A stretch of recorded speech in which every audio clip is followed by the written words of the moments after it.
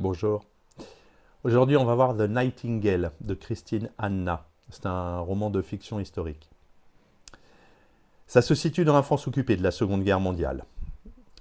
L'histoire est encadrée par une narration contemporaine, puisque c'est en 1995, quand une femme âgée, qui se révélera être Vianne, se remémore ses expériences passées.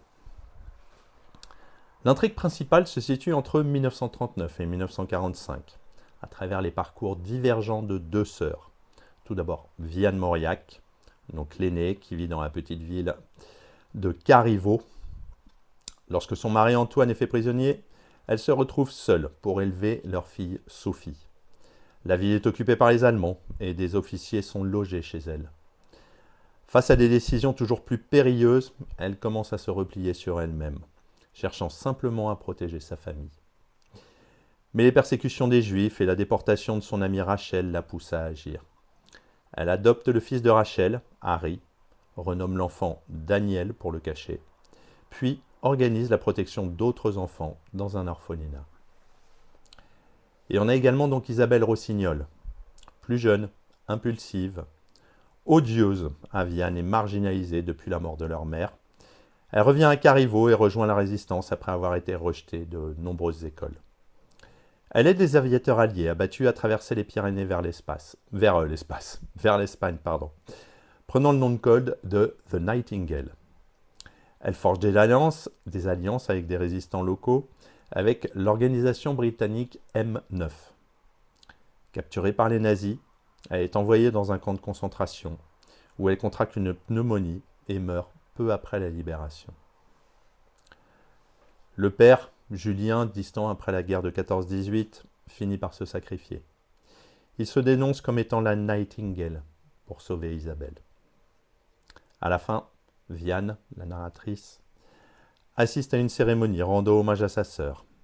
Elle part avec son fils Julien, le fils biologique d'Antoine, et se réconcilie avec Harry, franchissant la barrière des non-dits familiaux.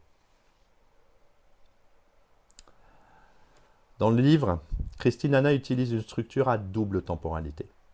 Le présent de 1995 mêlé au récit historique, ce qui crée suspense et profondeur émotionnelle. Cette structure permet de construire progressivement l'identité, les choix et l'héritage des personnages. Les thèmes majeurs sont principalement le courage féminin sous toutes ses formes. Le roman explore la résistance non seulement armée mais aussi silencieuse. Isabelle incarne une lutte frontale, une guide d'alliés, capturée, tandis que Vianne pratique une forme de courage plus subtile, la protection, les mensonges nécessaires, l'endurance.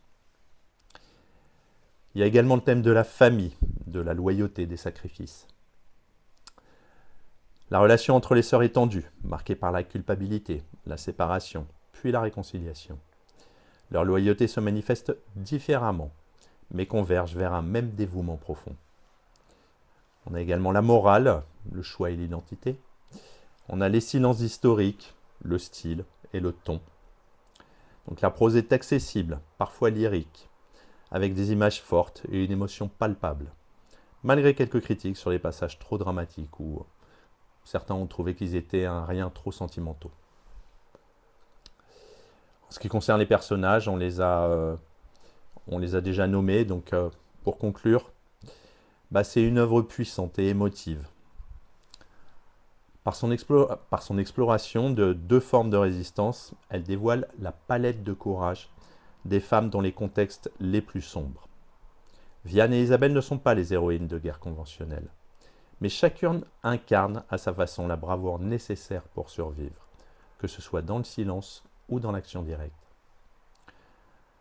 Le roman réhabilite les histoires souvent occultées des femmes résistantes en France, tout en offrant un récit intime de famille, d'amour, de perte et de réconciliation. La narration à deux temporalités enrichit le propos, articulant la mémoire et l'héritage, la transmission. Le sacrifice de Julien, la mort d'Isabelle, l'acceptation de Vianne côtoient l'espoir persistant de paix et de reconstruction. En somme, c'est une ode à la résilience féminine, à la sororité, et aux petites victoires qui se jouent à huis clos. Il rappelle que la guerre est aussi une bataille du cœur, où résister, c'est parfois simplement aimer assez fort pour agir. À bientôt.